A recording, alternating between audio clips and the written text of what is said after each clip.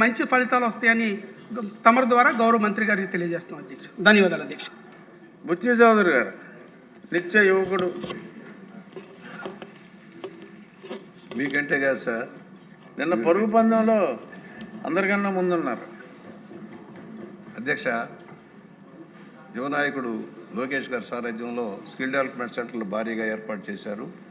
తగిన ఫలితాలు వస్తున్నాయా లేదని ఒకసారి వెరిఫై చేయాల్సిన అవసరం ఉంది. గైడ్ లైన్స్ సరిగా అవగాహన అవుతుందా లేదా, ఎవరైతే నిరుద్యోగ యువకులు ఉన్నారో వాళ్ళు దీన్ని ఉపయోగించుకుంటున్నారా లేదా, దాన్ని ఏ విధంగా మానిటర్ చేయాల్సిన అవసరం ఉంది.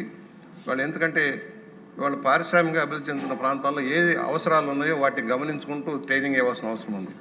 అలాగే న్యాక్ భవనాలు కూడా ఉన్నాయి సార్.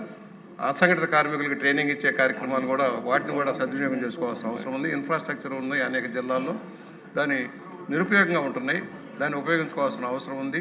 స్కిల్ డెవలప్మెంట్కి సంబంధించి కేటగిరీ వైజ్గా కూడా అవకాశాలు, దాన్ని ఇవ్వాల్సిన ట్రైనింగ్ ప్రోగ్రాంలు కూడా ఏర్పాటు చేస్తే బాగుంటుందనేది నా భావన. రాజమహేంద్రవరంలో కూడా టాటా ఇన్నోవేషన్ హబ్ కార్యక్రమం మొదలైంది. అయితే ఇంకా తగిన సంఖ్యలో విద్యార్థులను చేర్చుకొని ట్రైనింగ్ ఇవ్వాల్సిన అవసరం ఉంది. దాన్ని గమనంలోకి తీసుకోవాల్సిన విజ్ఞప్తి చేస్తా ఉన్నాను. యార్లగడ్డ వెంకట్రావు చాలా డిమాండ్ ఎక్కువగా ఉంది లోకేష్ గారి దీనికి. ధన్యవాదాలు అధ్యక్ష. కుమార్ రాజు అడిగినట్టుగా స్కిల్ డెవలప్మెంట్ వాళ్ళు పెట్టినా, ఎవరు జాబ్ మేళాలు పెట్టినా ఆయన తెచ్చుకోవాలి తప్ప ప్రభుత్వం ఏం చేయలేదు అధ్యక్ష. దానికి నేను జాబ్ మేళా పెడితే హెచ్సిఎల్ రానంటే నా కాన్షియన్స్లో ఉందని రమ్మంటే వాళ్ళు 150 మెంబర్స్కి ఫ్రెషర్స్కి జాబ్ ఇచ్చారు అధ్యక్ష. కానీ ఇక్కడ ఫస్ట్ థింగ్ ఏంటంటే విద్యాశాఖ మంత్రి గారు ఇంటర్న్షిప్ని ప్రొవైడ్ చేస్తే ఆ అభివృద్ధి చెందిన అన్ని దేశాల్లో ఇంటర్న్షిప్ ఉంది అధ్యక్ష.